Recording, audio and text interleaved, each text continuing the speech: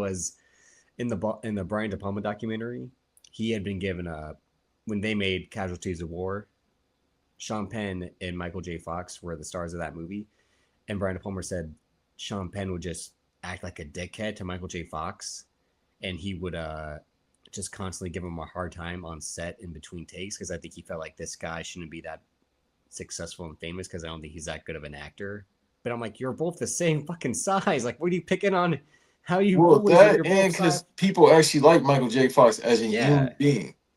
but it ends with Brian De Palma saying that after one take, Sean Penn whispered "TV actor" to Michael J. Fox as like a diss to him. Like, That's better money. I mean, Sean Penn has made some really great money, but that's better money Sean Penn didn't now make than Back ever to the before. Future, and he didn't Thank make any you. of those. Like, again, my and this is Look, what you that's not. Hey, hold on, right there. This because we cooking tonight, people. Look, that right there. You just said it. Certain people got them.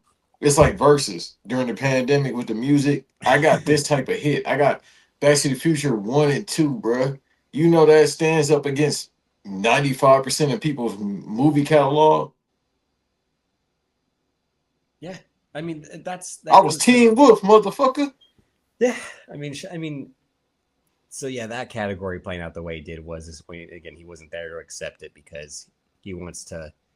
What, he was in South America trying to kill the cartel? What was he doing? Now they said he was in the Ukraine again Doing what? on that fucking This ain't the Call way. of Duty. Is he trying out for that? Hell no, you know that he's That's five what I'm foot saying. This dude just, 5 foot man, 8.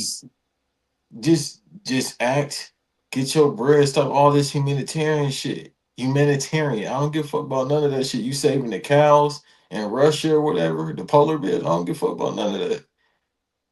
Yeah, but then other awards. I mean, like they gave Frankenstein the awards it should have won, which is all the stuff like production design and costume, because that's all the stuff that Guillermo del Toro cares about, instead of like good fucking acting or good fucking writing. Even though I, Hey, even though I haven't that seen it it, was but a that's pretty my good movie. It was even though I alright. haven't seen it, but that's my point when it comes to Guillermo del Toro is that he cares about all the extra shit instead of like, hey, let's have some good fucking performances here. Yeah, have you not seen Hellboy 1 and 2? Those are the only ones exempt. Have you seen Pacific Rim? It's fun for the fights, but have you seen the acting in No, Pacific Rim? classic. It's Pacific. got it's only got one good acting scene, and that's when Idris Elba like puts the fucking movie on its back. We are canceling the apocalypse. What you Like want, dude? It's a blockbuster. What the fuck you want them to it's do? got Charlie Day being Charlie Day, which I mean he's fine on Always Sunny, but when he's the over the top annoying guy, which is skinny Jack Black, 98% of the I time. ain't here for that. That's 98% of the time with him. And Blade 2, I mean, it's fine for what it is, but again, the acting in Blade 2 ain't great. Hey, masterpiece movie. So you But naming also, some really great movies. but he cares only about how things look in terms of the costumes and the sets and all that. What's your favorite line from Blade 1 or 2? Motherfuckers is always going up here. No, because I haven't seen either in so long, and I really don't fuck with the Blade movies like that. I've never seen Blade Trinity, so You see the type of person I record with? I think the first Blade is really overrated. When everyone gets on the fucking like Blade One is the best superhero movie. It's why we have the best. It's why we have the superhero movies we have today. I think it's like okay, it's fine for what it is. But you want me to get hyped for Wesley Snipes versus Steven Dorff? I do this podcast, right? Because I really believe in Davis and the product. You watch Uh shit way worse than I do. What no, are you no, no. talking about? You had your time to talk. Now it's my time to talk. This is how this works. Don't talk, I'm talking. This dude said Blade is overrated. In what fucking sense is Blade overrated? It's Blade 1 and 2. 2 is the best one. That's the magnus opus of like the movies Yeah, franchise. Dude, that it's action. franchise, which isn't hard when there's only three of them, Listen, you and the don't third know one this. had Triple H in it, so it's not hard. It's not hard to be better than a movie that It has was Triple H in it. it was bad because Ryan Reynolds was in it, not Triple H. Oh, okay, here you go. And Wesley Snipes didn't like Ryan Reynolds, so that shouldn't have been, a warning sign for What you everybody. doing, cracker? He basically was just like, I don't like this kid. I don't know why he didn't like him. I mean, he probably just saw what we saw. Because he was a year away from going to jail. Why else wouldn't he like him? Was something he could have avoided, which is taxes. Yeah. But I get it. I don't like paying taxes either. But Blade Anyway, 2, one of the greatest action movies ever made. Both of them are, but 2 is a masterpiece. masterpiece. Okay. All right. Go ahead. Go ahead. Talk No, about it like something else. no. You Well, don't like to have fun. We had this discussion before. I do like. You know what was fun? F1. The movie was fun, and that took home best sound, which was obvious. You should have And then went it to comes. Sinners. No. The Avatar sound of Fire that and was good. Avatar Fire and Ash got an Oscar for best visual effects, which is like no fucking shit. You better have what like. There are two awards that should be given out and Ahead of have their time. name.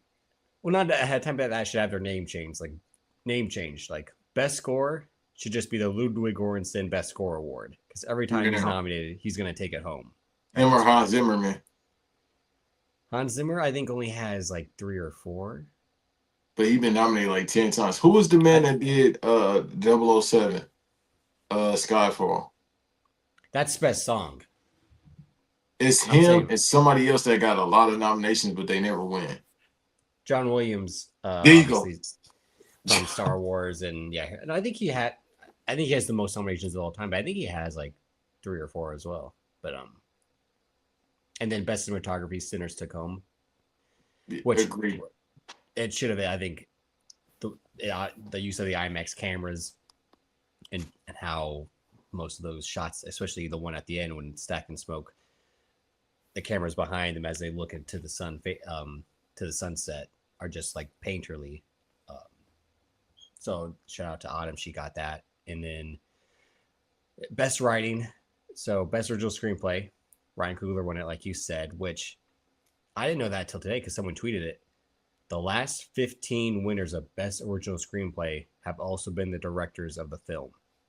So that shows like it's a real auteur driven idea now, which the idea of a best original screenplay, which is the person writing the film is the person directing it. And there have been, when I looked at the list, there were like three or four that had co-writers, but more often than not, it's been the sole writer and the director that have taken home best original screenplay. That doesn't necessarily mean they won best directing as well, or even won or had their best picture. Like Emerald Fennell won for Promising Young Woman. That was the movie she directed and wrote.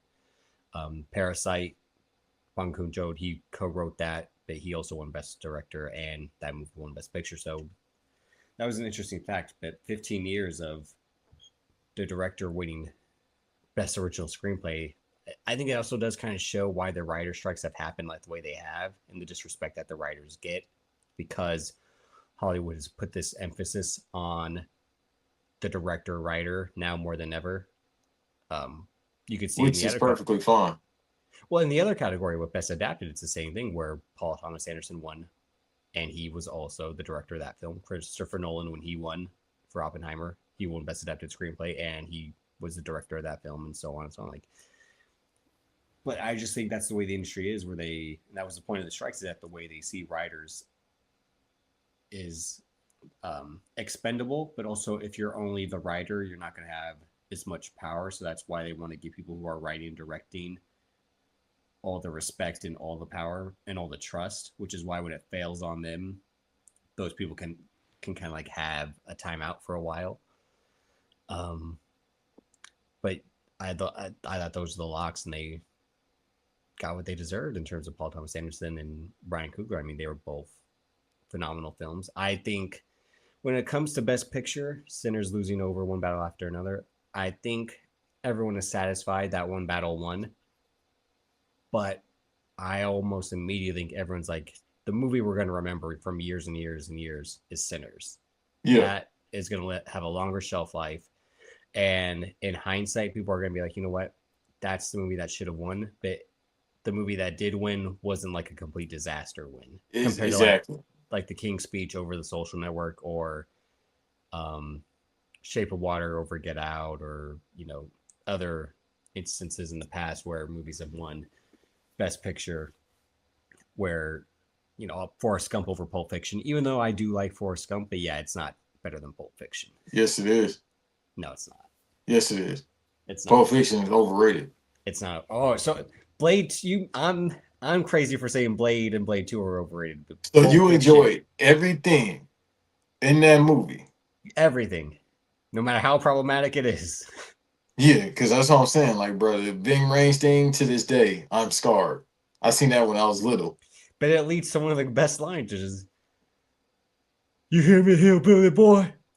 I ain't through with you, my damn self. I'm about to get medieval on your ass." So you enjoyed everything. I didn't enjoy that part, but I was like, What ev- about the dead storage? no. But at that bit, here's my thing.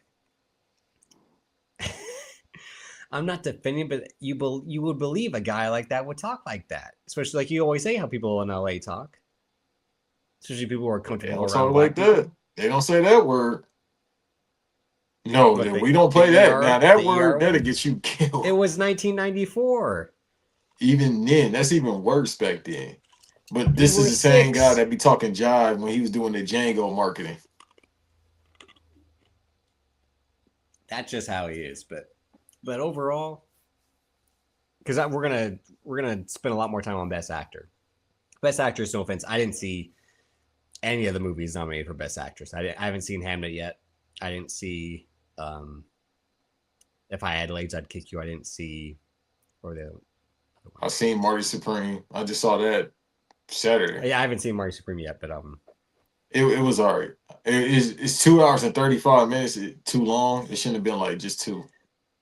well, he thought he was making his Oscar movie. That's why.